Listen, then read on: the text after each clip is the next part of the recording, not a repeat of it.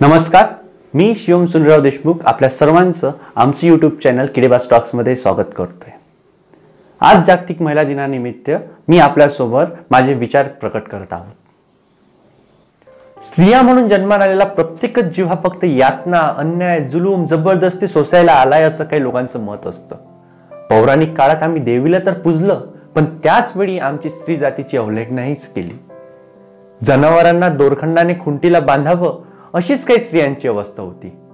अहो, कोवड्या बालपणी साठीतल्या म्हाताऱ्याशी विवाह जोडून द्यायचा, ऐन विवाहावस्थेत पती गेल्यावर सती जायचं, शिक्षण ज्ञान संपादने पासून वंचित ठेवणं, अशा कित्येक प्रथांमुळे स्त्रीला डांबून ठेवण्यात आलं होतं। एवढं सर्व विपरीत असतानाही ती शांत होती, किंबहुना आपल्यावर होत असलेल्या अन्यायाची तिला जाणीव होती। बंड करू पाहण्याची इच्छा नव्हती, तेवढे सामर्थ्य एकवटण्याची ताकदही तिच्यात नव्हती। पण हळूवार सर्व काही बदलत गेलं। कुठे कोणी सावित्री तर कुठे आनंदी तयार होऊ लागली। अंकुर फुलावं आणि त्यातून रोपट बाहेर यावं आणि ते मोठं वृक्ष व्हावं, असाच काही स्त्री संघर्षाचा लढा आहे। या वृक्षाच्या जडणघडणीमध्ये कधी ज्योतिबा येतात, कधी राजाराम मोहन राय सुद्धाही आम्हाला भेटतात। या सर्व यादीत आद्य क्रमांक लागतो तो म्हणजे आपल्या छत्रपतींचा।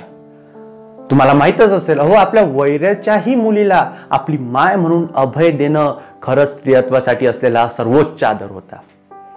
काळ पुढे जात आज 21व्या शतकामध्ये येऊन पोहोचला आहे।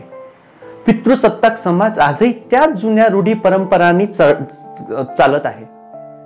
आजही इथे मुलांचा जन्म होतो, लक्षात घ्या, आजही इथे मुलांचा जन्म होतो आणि मुलीचाच जन्म होतो। मुलींचाच जन्म मित्रांनो, हा च नकारात्मक आहे। च नकारात्मक आहे, मुलींचाच जन्म होतो म्हणजे आजही आपण म्हणतो मुलाचा जन्म झाला, पण त्याच वेळी जर कोण एखाद्या मुलीचा जन्म झाला तर तिच्या घरचे असे म्हणतात, त्याचा परिवार असं म्हणतो की मुलीचाच जन्म झाला। हा च नकारात्मक नाही, मुलगी नकोशी म्हणूनच च चा उच्चार होत असतो। पुढे मुलांचे लग्न होते तर इकडे मुलीचे लग्न उरकले जाते। उरकणे म्हणजे काय? उरकणे म्हणजे ओझं कमी झालं। ओझं कमी झालं, बापाला ते सांगायचं असते, माझ्या मुलीचं लग्न उरकलं म्हणजे माझ्या डोक्यावरचं ओझं कमी झालं, असा हा समाजाला देण्यात आलेला संदेश आहे। माझा प्रश्न एवढाच आहे की हा भेदाभेद का? हा प्रश्न आज आपल्याला विचारावा लागेल। प्रत्येक क्षेत्रात जेव्हा मुली खांद्याला खांदा लावून पुरुषाच्या बरोबरीने स्त्रिया उभ्या आहेत, पुरुषांपेक्षा सरस कामगिरी करत आहेत, नवनवीन आव्हानांना समोर जात आपल्या सामर्थ्याचा परिचय जगाला करून देत आहेत, हे सर्व असताना देशातील प्रत्येक स्त्री आज मोठ्या शक्तीने उभी आहे।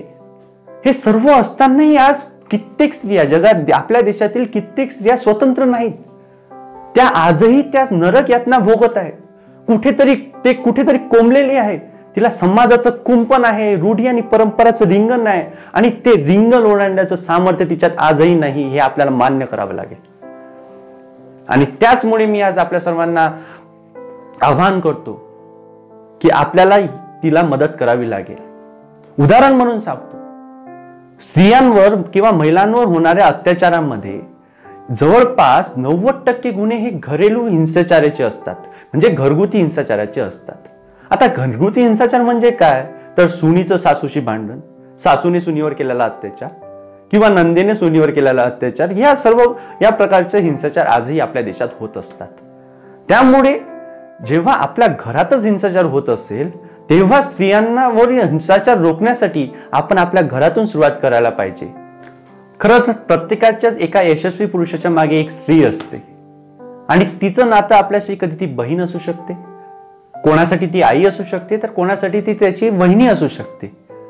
या सर्व नात्यांना सामावून मी एक 4 ओळी आपल्यासाठी सादर करीत आहोत।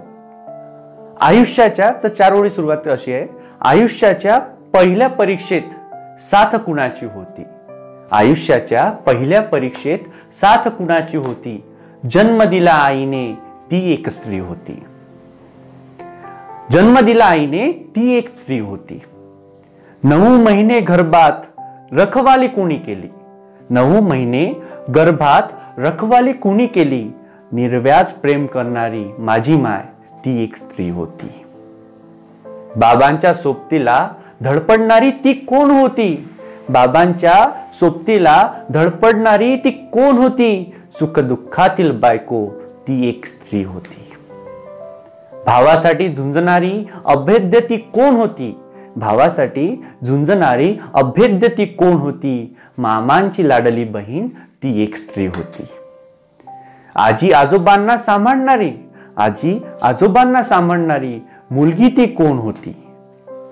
कुठे लेक तर कुठे सून ती एक स्त्री होती. दादाच्या साथीला आईनंतरची माय ती कोण होती? दादाच्या साथीला आईनंतरची माय ती कोण होती? आमची वहिनी ती पण एक स्त्री होती. सरतेशेवटी एवढंच की महिलांना योग्य ती वागणूक द्यावी लागेल, महिलांना योग्य तो मान सन्मान द्यावा लागेल आणि हीच काळाची गरज आहे. आणि याच निर्धारासह हा जागतिक महिला दिन आपण साजरा करूयात. आपल्या सर्वांना, समस्त महिला वर्गाला आमच्या चॅनलतर्फे जागतिक महिला दिनाच्या हार्दिक शुभेच्छा.